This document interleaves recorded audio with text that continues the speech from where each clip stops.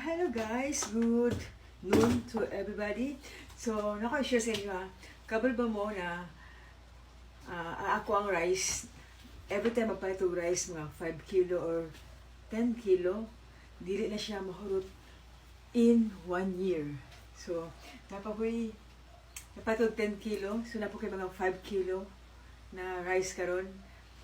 Kaya nagaluto ako naman isa, so ako lang sila kakaon and I only eat once a day and sometimes dili siya rice. So, mo nang dugay kay mahut ako ang rice after siya 1 year. Ang ako ang 5 to 10 kilo after siya 1 year. So, karon magluto ko og rice kay kailangan ako magkaon og carbo, daghan na carbo and daghan na protein kay getting ready for my upcoming na marathon this end of June. So, napoy atinan na marathon. So, more on carbo ta when it comes to running and protein sa muscle. That's it, pansit. And I'm going to eat either corned beef or tuna. Wala ko karon and boiled egg. So, mo ako ang small kitchen. So, maglugag na ko. So, maglugag na ka ba yun? Lugag ko. And that's it. That's it. See you. Bye. O, napipay-share sa inyo, guys. Kung kaya niyo na dili magkaon ng rice, much better. Kay ang rice mo good ang grabe makataba. So, kay loaded na siya carbohydrates. So, kung pwede lang more on vegetable, protein, kana mga isda, mga more gulay, iwasan ang rice. So, ako ang rice yun. So, ako ang rice is dugay. Kaya siya mahurot akong 5 kilo. Sa 1 year lagi siya. 1 year na siya mahurot. Kay, nag-fasting ko. I only eat once a day. And sometimes, once a day, wala pa dyan rice. So, kung gusto mo mag-lose weight, as in lose weight na wala injection ay mo palabad na mga payat din na mayat lagi, pero injection na po. So, ayun na. You do the natural way. Diet, exercise, gym,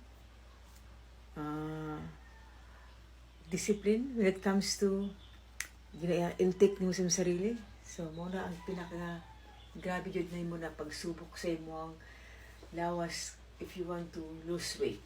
So, ako from 68 kilos down to 56 now.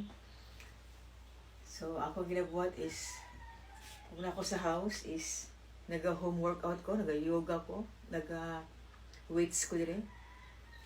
During night time, kay running or gym. So, gym na ko is 4 times a week. Akong running kay almost every night kung wala ay rain. So, kung wala yung rain, makarun ko na almost every night. No rest day. So, wala yung rest day. And the food yun, fasting and calorie deficit, pinaka number 1 na siya na maka-help na mag-lose kag weight fast.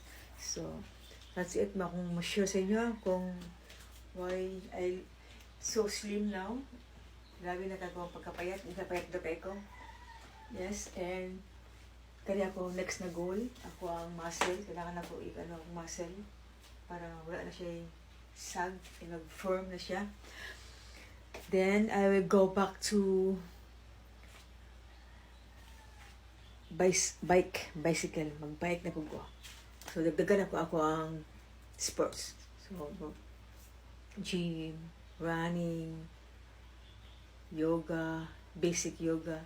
I will do my biking na po. So, that's it. Pansit. We're not getting any younger. So, dapat you have to move para imuha mga muscle, imuha mga joints, naga-move. So, lihok mo di bayot. Ayaw sig lingkod, ayaw sig kaon, kay it doesn't work.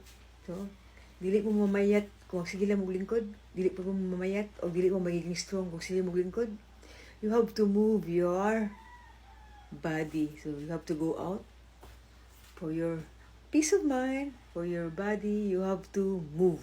Okay? Tigwa nga ta. So, that's it. Pansit. Makaon ako. It's already 12 p.m. in the afternoon. Wala pa ako nag-breakfast. Nothing. No water, no coffee, nothing. So, this is my first meal of the day. 1 o'clock, 1 p.m. So, 12 pa karon, magwat ako 1 hour. Then, makakaon ako. So, that's it, pansit. Bye.